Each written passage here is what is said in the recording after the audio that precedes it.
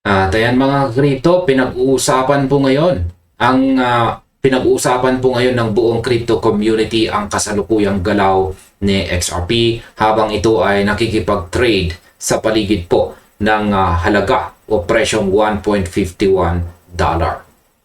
Ngayon, ayon po sa ibinahaging analysis dito ng crypto developer na si Bird, ayan po, mayroon siyang malinaw na inaasahan sa structure ng market kung saan tinukoy po niya dito na si XRP ay kailangang manatili sa itaas ng isang descending trend line.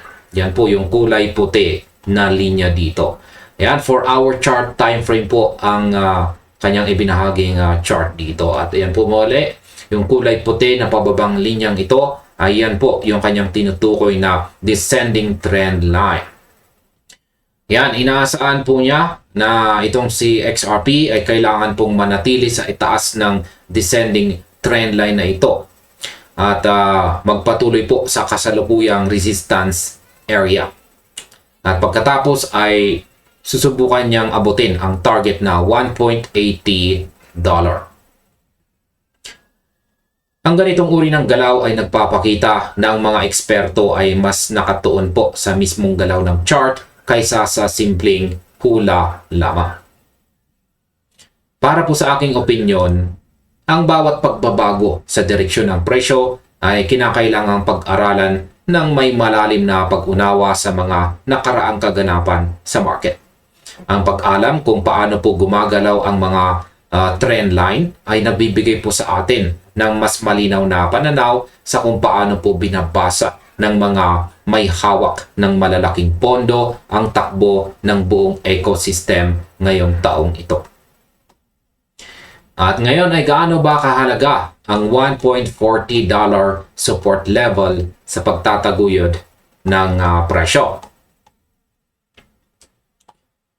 Nakatuon po ang unang bahagi ng analysis ni Bird sa kakayahan po ni XRP na manatili sa ibabaw ng white descending trend line na ito.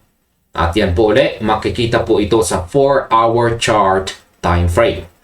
Ang trend line na ito ay nag-uugnay po sa ilang mga nakaraang mataas na presyo at nagsilbi bilang isang malaking sanggunian ng resistance sa loob ng panahong sakop ng chart. Ayon po sa kanyang pahayag dito, ay kailangang manatili po si XRP sa itaas ng trend line na ito bago po subukan niyang umakyat ng mas mataas. At kinakailangan din itong dumaan ng maayos sa kasalukuyang zone bago tuluyang itulak ang presyo patungo sa $1.80. Sa kasalukuyang chart dito, makikita ang si XRP ay nasa paligid po ng $1.48 hanggang $1.51, kung saan ang presyo ay matagumpay na lumipat po sa itaas ng naturang pababang linya. Yan. Binigyang diin din ni Bird ang halaga ng 1.40 price level na ayon sa kanya ay ang agarang dapat bantayan pagdating po sa pagsasara ng araw o closing ng presyo sa araw na ito at sa kakayahan po nitong magpatuloy sa itaas ng nasabing support. Sa aking opinyon, ang mga numerong tulad po ng $1.40 ay hindi lamang basta simpleng presyo sa screen. Ang mga ito ay nagsisilbing mahalagang baluarte kung saan nagpapasya ang mga investors kung ipagpapatuloy ba nila ang pagbili o kung maghihintay muna sila ng mas ligtas na pagkakataon bago muling pumasok sa market. Ngayon, ano naman ang mangyayari kapag umabot na sa XRP sa $1.80 na resistance?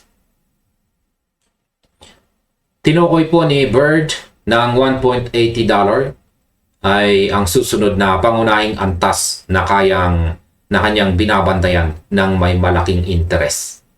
Gayunpaman, ang kanyang analysis ay hindi po nag-aangkin na si XRP ay dire-diretsong aakyat ng walang kahirapan sa sandaling maabot nito ang nasabing presyo na ito.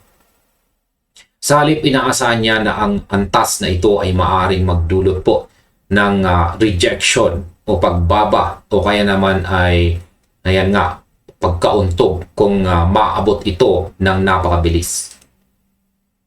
Sa kabilang banda naman, naglatag din siya ng mas optimistic na senaryo. Kung sakaling malampasan po ni XRP ang $1.80 nang walang malaking pagtanggi o rejection mula sa mga sellers, naniniwala siya na ang cryptocurrency ay maaring magsimulang kumilos ng mas mabilis kaysa sa inaasahan. Para sa aking opinion, ang ganitong klase ng speculation ay nagpapakita na ang market ay laging may dalawang mukha. Yan po ay ang pag-iingat sa mga kilalang resistance at ang posibilidad ng isang malakas na breakout. Ang pag-unawa sa mga posibleng reaksyong ito ay tumutulong po sa atin na maging handa sa anumang biglaang pagbabago sa takbo ng pagtitrade.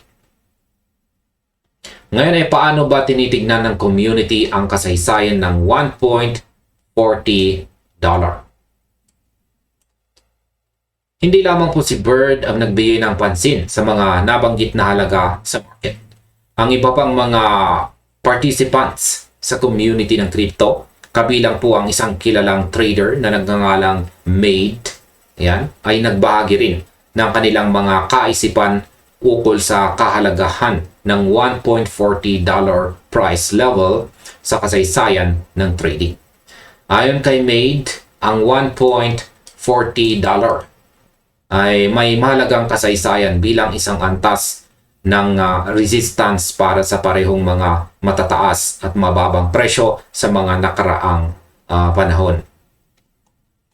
Idinagdag pa niya na ang kasalukuyang market ang siyang magpapasya kung paano po muling aasal ang nasabing antas sa pagkakataong ito. Dahil si XRP ay kasalukuyang nasa ibabaw pa rin ng $1.40 threshold, ang focus ng lahat ay nananatili sa kung paano po nito paninindigan ang posisyon na ito sa mga susunod na araw. At ayan, sa kabuuan mga ka-crypto, naniniwala po ako na ang pagtutugma ng mga opinyon sa iba't ibang analyst ay nagpapatunay lamang na ang technical analysis ay isang mabisang kasangkapan upang masahiin ang impormasyon. Ang patuloy po na pag-monitor sa mga puntong ito ay nagbibigay po sa atin ng sapat na kaalaman upang masuri ang tunay na kalusugan ng buong ecosystem ng mga digital asset sa taong ito. At hanggang dito na lamang po tayo sa video na ito mga ka-crypto. Maraming salamat sa inyong panonood. At kung nagustuhan po ninyo ang panonood sa video na ito, maaari na rin po ninyong isunod na panoorin ang recommended na video natin dito.